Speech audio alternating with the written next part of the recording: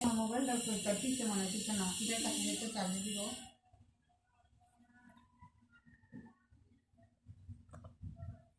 ধরো এর কাছে কি হয়েছে কাথো এমন করছো কেন লরে না এমন করে রয়েছে কেন এই বাবু হ্যাঁ যাইরা আমি তোমার জন্য গ্রিন কালার শাক রান্না করবো কি হয়েছে তোমার কি হলি তোমার কি হলি কেন ছোটি ছোটি বাবু করছো তুমি কালার বলে শাক খাইবে শাক তো গ্রিন কালার হয়